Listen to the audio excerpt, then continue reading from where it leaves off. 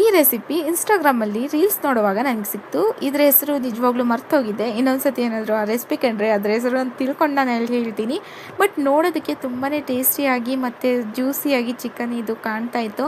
ನಾನು ಕೂಡ ಟ್ರೈ ಮಾಡೋಣ ಅಂತ ಟ್ರೈ ಮಾಡ್ತಾ ಇದ್ದೀನಿ. ಬನ್ನಿ ನೋಡೋಣ ಯಾವ ರೀತಿ ಮಾಡ್ತಾರೆ ಅಂತ. ನೋಡಿ, ನನ್ನ ವೀಡಿಯೋಸ್ನಂತೂ ನೋಡ್ತಾ ಇದ್ದೀರಾ, ಇನ್ನೂವರೆಗೂ ಚಾನಲ್ನ ಸಬ್ಸ್ಕ್ರೈಬ್ ಮಾಡಿಲ್ಲ.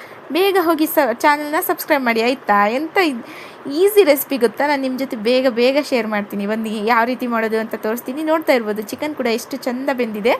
ಈಗ ಮಾಡಲಿಕ್ಕೆ ನಾವು ಮೊದಲಿಗೆ ಚಿಕನ್ ತೊಳೆದ್ಬಿಟ್ಟು ಅದನ್ನು ಚೆನ್ನಾಗಿ ವಾಶ್ ಮಾಡಿ ನೀರಲ್ಲಿ ತೊಳೆದು ಇಟ್ಟಿದ್ದೀವಿ.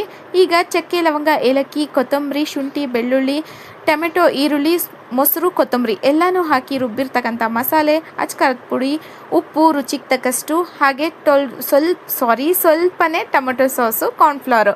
ಟೊಮೆಟೊ ಸಾಸ್ ಏನಕ್ಕೆ ಹಾಕ್ತೀವಪ್ಪ ಅಂದರೆ ಸ್ವಲ್ಪ ಜ್ಯೂಸಿಯಾಗಿ ಬರಲಿ ಚಿಕನ್ ಅಂತ ಹಾಕ್ತಾ ಇದ್ದೀನಿ. ಈಗ ಎಲ್ಲನೂ ಮಿಕ್ಸ್ ಮಾಡಿ ಒಂದು 5 ನಿಮಿಷ ರೆಸ್ಟ್ ಮಾಡಲಿಕ್ಕೆ ಇಡಬೇಕು.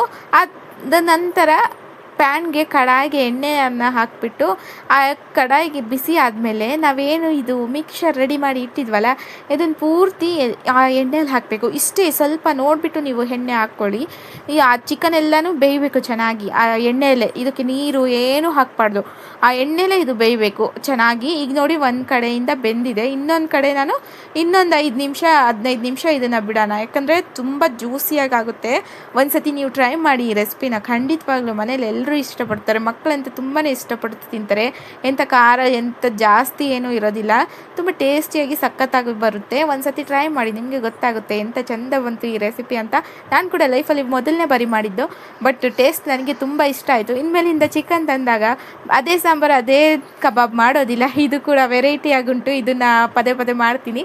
ಈಗ ನೋಡ್ತಾ ಇರ್ಬೋದು ನಮ್ಮ ಜ್ಯೂಸಿ ಇದನ್ನು ಹಿಫಾ ಚಿಕನ್ ಅಂತಾರೆ ಮೋಸ್ಟ್ಲಿ, ನನಗೆ ಗೊತ್ತಿಲ್ಲ ಅಷ್ಟು ಪರ್ಫೆಕ್ಟಾಗಿ.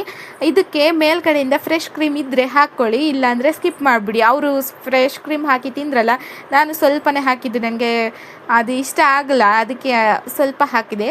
ಈಗ ನೋಡ್ತಾ ಇರ್ಬೋದು ಎಷ್ಟು ಜ್ಯೂಸಿಯಾಗಿ ನಮ್ಮ ಚಿಕನ್ ರೆಡಿ ಆಗಿದೆ. ತುಂಬ ತಿನ್ನಲಿಕ್ಕೆ ಕೂಡ ತುಂಬ ಸಾಫ್ಟಾಗಿ ಬೆಂದಿದೆ. ನೀವು ಕೂಡ ಒಂದು ಸತಿ ಟ್ರೈ ಮಾಡಿ ಚಿಕನ್ ತಂದಾಗ. ಯಾಕಂದರೆ ಪದೇ ಒಂದೇ ರೆಸಿಪಿ ಮಾಡಿ ಬೋರ್ ಆಗಿದ್ದರೆ ಈ ರೆಸಿಪಿ ನೀವಾಗಿ ತುಂಬಾ ಟೇಸ್ಟಿಯಾಗಿ ಆಗುತ್ತೆ. ಇಲ್ಲಿವರೆಗೂ ನನ್ನ ವಿಡಿಯೋ ನೋಡಿದ್ದಕ್ಕೆ